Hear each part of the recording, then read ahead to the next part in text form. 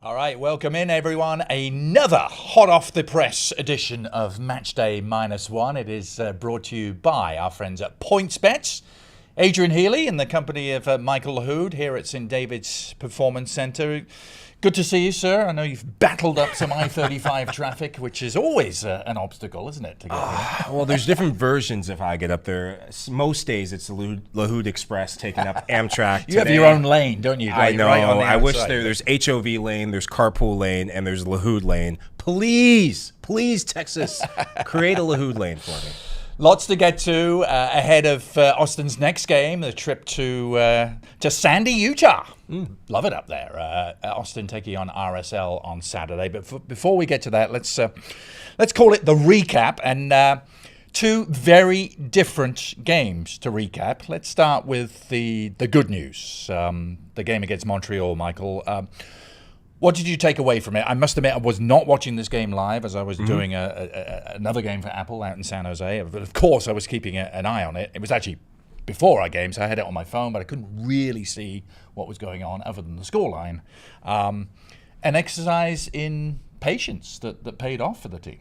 And an exercise in depth that paid off. This is what we saw last year. How many times did we see someone coming off the bench to make a difference? Last year, at times, it was Moussa Jite. This year, Maxi Urruti. And it just had to be Maxi. Maxi and Montreal, the two M's. And we look at who combined for the goal. Yeah. John Gallagher and Maxi Urruti. Haven't we seen that script before, Mr. Healey? Yes, indeed we have. And Nick Lima playing a big part in the goal, as did Sebastian Drusi, who won't get on the score sheet for it. But you know what impressed me? It was a sort of game where a team might have panicked because they had plenty of chances that didn't go in, should have been leading, weren't, but they never seemed to hit the panic button. There always seemed to be this belief that it was going to happen, and it did.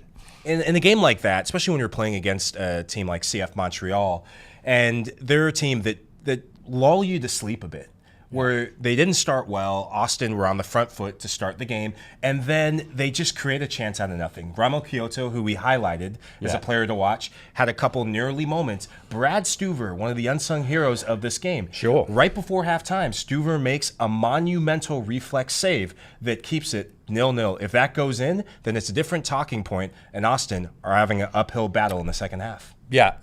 Final thing for me on the game, you already highlighted it, but I think John Gallagher deserves a lot of credit for his part in that goal, because that ball comes across. You know, Michael, you're unmarked. I mean, for him to have the presence of mind to nod it back across the face of goal for Maxi, he could easily have taken that on. It's like, I'm unmarked, I got to go for goal. It's late on, we haven't scored, but that was really coolly done by Gallagher. Well, it shows his offensive presence and offensive origins. Remember, he used to be a wide player, sometimes playing as the lead striker for the Verde and Black in year one and previously in Atlanta. I've seen him play in college for Notre Dame, and just he's growing. You can put him anywhere on the field. He's becoming Mr. Reliable early on. 1 goal, 1 assist in 2 matches. Another big shout out from that game, and it has to be said. You and I were saying it on the Verde Light show, Alex Ring. Maxi gets the stadium and official man of the match. Alex Ring was my man of the match. Just what he did, just to be able to step on the field, be professional, just putting out fires at different times. Just a heck of a display. It has to be not acknowledged. Ring and Weissner, our fabulous Finns. It's the way forward, I think, defensively. Certainly, it's a great option to have for Josh Wolf. So now the second half of the recap, not as pleasant to talk about. In fact, we don't really need to dwell on it that much. I mean, it was obviously not a great night. I was hiding behind the couch like this for most of it, peering up over the top every now and then. But I think it's a salutary reminder, isn't it, that this game can kick you in the teeth sometimes. It's a democratic sport, a team that are sort of a lesser team in terms of skill and talent and pedigree can beat a bigger team. It happens all the time in the world of sport. It just happened to happen to us on our very first venture into the Concacaf Champions League, which is unfortunate. But what do you take away from Tuesday, Michael? Oh, there's a reason they call it the Concacaf Champions League. It's not the Concacaf runners-up. It's not the Concacaf fifth-place league. Every team in there, if you don't show up, They can beat you on any given day. And it was just that sort of game for Austin FC. Unfortunate in some of the goals, and especially the last goal. I don't think that happens 9 times out of 10.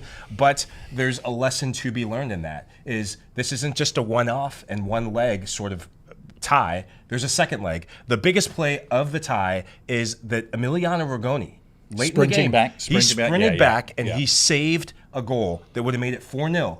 I think if it's 4-0, then that's a big mountain to climb for Austin here at Q2 Stadium. Not to say that they can't do it, because the maestro that wasn't there, Sebastian Driussi, he will be fit, he will be ready to be able to produce a moment of magic again in the second leg. Well, let's point it forward. Let's get a silver lining out of this, Claire. Liverpool turned around a 3-0 defeat against Barcelona and turned it into a 4-3 win not so long ago, didn't they? It can be done, and this is a night where our players, I believe, will be fully charged up, and with the crowd behind them, can absolutely turn this around. We've seen it. How many times have we seen it here at Q2? Just those Q2 special nights. And I think we could be tipped for a Concacaf Champions League edition of Sebastian Driussi, Diego Fagundes, lighting it up on the scoreboard. Early goal will be very important in that tie. Yeah. And again, I stress, the crowd are going to play a big part in this. This could have been almost a dead rubber. Had we come back with a 2-0 win, there wouldn't have been much excitement around Tuesday night. Now it's going to be, wow. This is quite the task. It's not mission impossible. A goal every 20 minutes is doable in this tie. So are we calling it mission difficult? It's certainly mission difficult. We've made the hill a lot steeper than it perhaps should have been, but it doesn't mean to say it's beyond us. You're telling me we can't score 4 against Violette? We absolutely can. We scored 4 against LAFC not long ago. So I like where your head's at. Can be done. So Tuesday night. Lots to kind of anticipate there. Before we get to Tuesday night, another interesting test. Let's turn our attention to Saturday night and Austin at RSL in Sandy, Utah. Really interesting already history between these two teams, isn't it? When last we saw them, we were escaping death's door, weren't we? With a playoff victory, which was just seconds away from not happening. But it'll always go down as our first ever playoff win as a club. And RSL, to me, Michael, are always an interesting litmus test because they're always competitive. They're always right there. It's a good measuring stick for any team, I think. And they're going to be an interesting matchup because they're a bit of a different team than they were last year. Last year, they had Sergio Cordova, who you will remember in the playoff game. Yes. Started incredibly well. A player who there's a lot of question marks about. Is he an out-and-out striker? Is he a second forward? Can he play out wide? Yeah. Has Bundesliga experience with Augsburg, coming back this season with Vancouver Whitecaps. Hasn't really gotten off the mark yet for them. But for RSL, they will be buoyed by the return of Damir Kreilach. Yeah. He is their talisman. 2 seasons ago, MLS Best 11, just world beater. Knows this league. I think his skill sets of being an attacking midfielder, second striker for them, runs in the box, already has a goal to his name. He'll be a player to watch for them. Yeah. It's gone the way of the home teams almost entirely in this series. Remember the regular season meeting? That was our Musa Jite hat trick only last September. That was the game that clinched a playoff spot for Austin. But going up there has been tough. In fact, we've had a player sent off in both trips up to RSL. I remember Julio Cascante in year 1. Yes. That ended up in a 1-0 defeat. And last year, you might remember our encounter up there came in early May. We were off the back of a fantastic April, and it was actually the first time we hit the skids. We had a 1-0 lead. Danny Pereira got sent off. It was the start of a difficult couple of months for him. And they turned it around with a late winner. So certainly we've always been competitive up there. Can we go one step further and get a result on the road here? I think we can. The fact that we just had a gritty performance, the fact that we just had to grind out a result against Montreal late on will give the team a bit of confidence knowing that they have that experience in the bag going up against a team like Salt Lake who pride themselves on defense first and are going to want to make it difficult for you for 90 minutes. Yeah. You mentioned Damir Kreilach. He's a player we didn't have to face as much last year. They don't have Sergio Cordova, Anderson, Julio up front. A lot of experience at the back as well. Justin Glad leading that centre-back line. But they do give you a chance to play. That's why I think they're always an interesting barometer. They don't necessarily bolt things down, even at home. They're a team that want to absorb pressure first and foremost, and then maybe hit you on the counter. Anderson Julio does have the pace to trouble you, but he's not an out-and-out striker. He's a natural winger. The space that I think Austin could really exploit is in transition in the middle of the park. Watching Real Salt Lake this season, they've been all over the place. It's 2-game sample size, but both of Vancouver and Seattle really did well to get at them when they had their chances. The difference in those 2 games, Vancouver in the first half just had them dead to rights. Had the goal in the first half, but didn't take advantage of their momentum and the chances. And if you give a team like RSL, they do have the individual quality, Glad off set pieces, Damir Kreilach on just anything in and around the box, top of the box or long distance finishes, they can punish you. Yeah, they won in Vancouver. They lost and were swept aside, really, by Seattle. So both their games have been in Cascadia so far. This is their home opener, Michael. Our first road game of the season in the league, and their home opener. It'd be nice to go in there and spoil the party a little bit, wouldn't it? Oh, absolutely. And road form, wasn't that a big shift? I seem to remember. And a big thing for the Verde and Black last season? I seem to It'd remember. be a great thing to just pick up where they left off of getting a massive result on the road. Yeah. The number 8 springs to mind, Michael. Oh, yeah, that was 8 wins on the road. Be nice to get number 1 right coming out the gate, wouldn't it? So that's Saturday night, Austin at RSL. And we come to my favorite part of the show, Michael. Always interesting to see which direction you go in with this. We are, of course, referring to the one and only Lahoud mood, which has taken us in different paths already this season. Very interesting to see where you're now sat just heading into this game. Well, if you had asked me maybe 2 hours ago, the mood would have been angry on I-35 trying to bolt through traffic. That's why we don't do this show remotely. No, but today, leading into Matchday Minus 1, the mood is gritty. And for Austin FC to have the grit and graft to get the 3 points at RSL, they'll have to do these 2 pre-mood things. Number 1 is overloading the midfield. Real Salt Lake play a 4-4-1-1, and in that flat 4, Austin will have the numerical advantage, 3v2 in the middle. Danny Pereira, he will be key. Last year, before he got the red card, he was actually instrumental in setting up the play before the play for the Alex Ring goal, assisted by Diego Fagundes. If he has a solid performance, Austin will head in the right direction towards getting 3 points. And second, test Zach McMath. I was going to title it Shots, not the song by LMFAO, what Austin need to do at the weekend, because Zach McMath, he's inconsistent. Right. He's good coming out 1v1, but he's been at fault for a couple RSL goals so far this season. Yeah. I'm glad you brought up Danny Pereira, because I think he's going to have a massive game on Saturday night. I mean, he knows where it went wrong for him last season. Started right here in Sandy, Utah, and I think he's highly charged and highly motivated to kind of leave his mark on this game. Well, he's just been quietly going about his game. One moment that I want to highlight was the run that he had in the first half on what would have been the assist had it been called onside to Giassi Zardes. He has that X factor in being able to just drop his shoulder and drive through defenders effortlessly. If he does that at the weekend, good things to come. Yeah, and I know there's a big game coming from our man Emiliano Rigoni too. I know there's one coming. It's just a question of when and not if. He's just been on the verge of delivering something special. Hasn't quite happened yet in a meaningful game. Hey, it may be Tuesday night in the home game against Villa. It wouldn't be at all surprised if someone went off and got a hat-trick in that game. But it could happen somewhere like Salt Lake as well. What you like from what you saw at the weekend against Montreal was he's getting in the box and he's creating chances. Yeah. And that confidence as a striker, all it takes, as a wide player, an attacking player, all it takes is one. You get one, then the dam breaks, then the rest of the skill stuff starts coming out. And I think he's a player who will be so buoyed to get that goal or get that big moment to start this season on the right foot. With the mood being gritty, what do you anticipate for Josh Wolf's team selection? Do you think it's going to be very close to what we saw in the home game against Montreal, which seemed to be a very kind of solid 11, didn't it?